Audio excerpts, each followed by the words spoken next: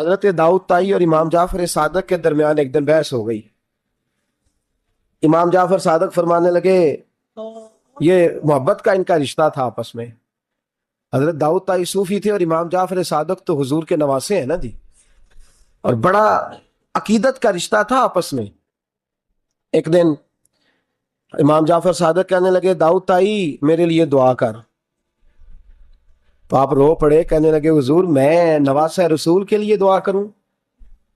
آپ تو حضور کے نواسے ہیں, میں آپ کے لیے دعا کروں؟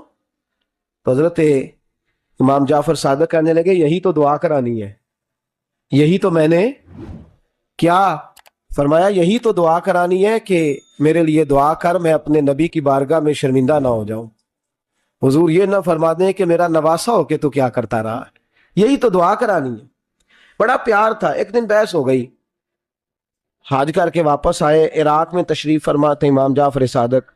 حج کر کے واپس آئے تو امام جعفر صادق کہنے لگے جو مکے سے ہو آتا ہے نا, اللہ پھر اس کو دوزخ میں نہیں ڈالے گا.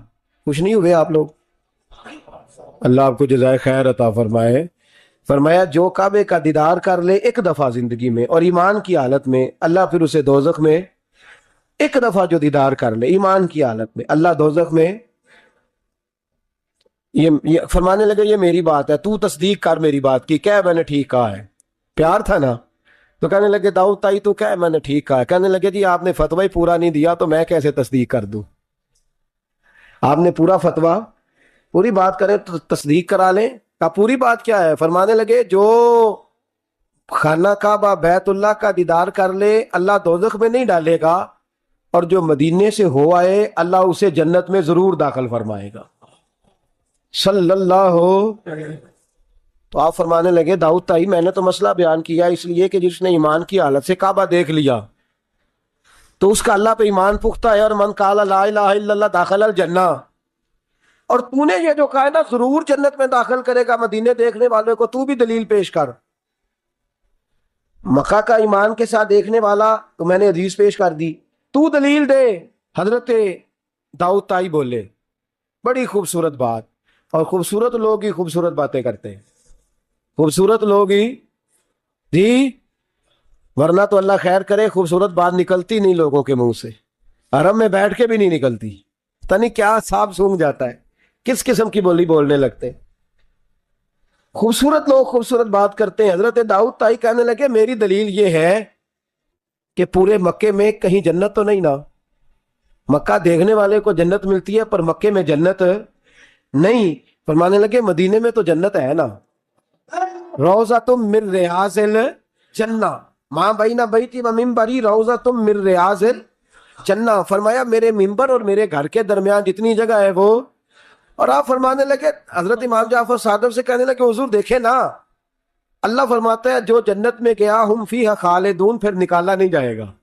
تو کہنے لگے میرا عقیدہ ہے جو 2 نفل بھی ریاض الجنت میں پڑھ لے اللہ اسے ضرور جنت میں داخل فرمائے گا. اس لیے کہ جو گیا وہ دوبارہ واپس. حضرت ادریس علیہ السلام کی دوستی ہو گئی رضوان سے. رضوان جنت کے فرشتے کا نام ہے جس کے پاس چابی ہے جنت کی, دروازے پہ بیٹھے ہوتے ہیں. رضوان اس فرشتے کا نام ہے. تو حضرت ادریس کا یرانہ تھا, وہ ملنے آتے تھے جناب ادریس علیہ السلام کو. تو ایک دن حضرت ادریس کہنے لگے تو خود تو یہاں کی سیر کر جاتا ہے, مجھے کبھی کرائی نہیں. کہا آپ بھی کر لیں. تو فرشتہ آپ کو جنت دکھانے لے گیا. جنت میں جا کے تو کہنے لگا حضور چلے. فرمانے لگے کدھر؟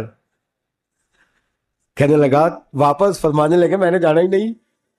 اس نے کہا کیوں؟ فرمانے لگے اللہ فرماتا ہے ہم فیہا خالدون, جو جنت میں آئے گا نکالا نہیں جائے گا. تو کیسے مجھے نکال سکتا ہے؟ کہنے لگے جناب آپ نے سیر کا کہا تھا. فرمایا سیر ہی ہے یہ, اس لیے کہ جنتی ساری عمر ہی سیر کریں گے, وہ سیر ہی کریں گے. سفر تو تھکا دیتا ہے بندے, یہ سیر ہی ہے. اب وہ فرشتے پریشان ہوئے تو رب کریم نے فرمایا وہ فرشتے تیرا اور اس کا یرانہ بھی میں نے لگوایا تھا, اور اس کو جنت کی سیر پر آنے کی خواہش بھی میں نے ہی پیدا کی تھی. اور تو کون ہوتا ہے میری بغیر اجازت دروازہ کھول سکے؟ بلوایا بھی میں نے ہی تھا. اور یہ جو میں نے کہا نا اڑ جا, یہ توفیق بھی میری ہوئی ہے. میری طلب بھی تو تیرے کرم کا صدقہ ہے. یہ پاؤں اٹھتے نہیں بلکہ یہ اٹھائے جاتے ہیں. تو جب بلا لیا ہے جنت میں داخل کرا لیا ہے, اور جنت بھی وہ والی جس کو میرے رسول پاک کے قدموں نے جنت بنایا ہے، وہ جنت جس کو ریاض الجنہ کا لفظ دیا ہے، حضور نے جنت جس کو بنایا ہے، وہاں تک پہنچ جائے۔ یہ ہے ارض جنت، یہ طیبہ کی زمین ہے ارض جنت، پر زمین کس کی ہے؟ کیسا عجیب معاملہ ہے۔ یہ ہے ارض جنت، یہ طیبہ کی زمین ہے، جنت بھی یہیں، کیونکہ مال کے جنت بھی یہیں ہے، جنت بھی یہیں، مال کے جنت بھی یہیں، جنت بھی یہیں تو مال کے جنت بھی۔ اور جتنا جنت کا اعلان میرے نبی نے فرمایا نا، سارا فرمایا ہی مدینے میں ہے۔ اور جنت بیچی ہے کئی دفعہ نبی پاک نے، کئی دفعہ فرمایا بیر روما کما خرید کے دو، مجھ سے جنت لے لو۔ حضرت عثمان نے کہا حضور میں خرید دیتا ہوں۔ کہا جنگ تبوک کے لیے سامان دو، مجھ سے جنت لے لو۔ حضور نے تو کئی دفعہ سیل لگائی ہے جنت کی۔ یہ ہے ارض جنت، یہ طیبہ کی زمین ہے، جنت بھی یہیں، مال کے جنت بھی یہیں ہے۔ کعبۃ اللہ، حضرت عبداللہ ابن مسعود رضی اللہ تعالیٰ عنہ فرماتے ہیں جس کو ایک تکلیف آئے نا کعبے میں، کتنی جی؟ ایک ادھی تے آئی جاندی ہے نا، میرے ورگے ہمیشہ دے تھکے بندے، ایک آدھ تکلیف تو، بخار آ گیا، پیر میں درد ہونے لگ گیا، کوئی تکلیف تو آ ہی جاتی ہے۔ فرماتے ہیں ایک تکلیف اگر تجھے حرم مکہ میں آئی نا، ایک، تو اللہ تیرے 80,000 سال کے گناہ معاف فرما دے گا۔ کتنے؟ 80، 100 نہیں، میں نے سوچ سمجھ کے جملہ کہا ہے۔ 80، ایک تکلیف اگر تجھے، کہاں بولے نا یار، کتنی؟ ایک، گناہ کتنے معاف؟ یہ کس نے کہا ہے؟ حضرت عبداللہ ابن مسعود نے۔ وعدہ کس کا ہے؟ اللہ کا۔ وعدہ کس کا ہے؟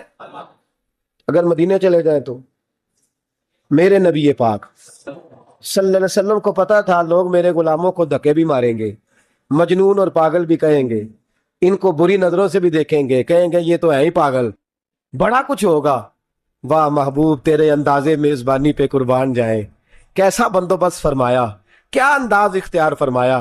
فرمایا تم میں سے جو کوئی مدینے آیا وہ میرا مہمان ہے۔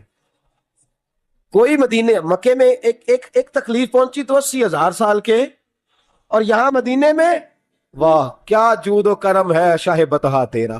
واہ، دیکھیں اعلیٰ حضرت لفظ کیا کہتے ہیں، واہ کیا جود و کرم ہے شاہ بطحہ تیرا، نہیں سنتا ہی نہیں، دیکھیں ترکیب اعلیٰ حضرت کی، ایسے جملے درد ہو تو نکل، نہیں سنتا ہی نہیں مانگنے والا تیرا۔ اور کہتے ہیں تیرے قدموں میں رہوں غیر کی ٹھوکر پہ نہ ڈال، جھڑکیاں کھاؤں کہاں چھوڑ کے صدقہ تیرا، اور تیرے قدموں میں جو ہے غیر کا منہ کیا دیکھے، پھر کون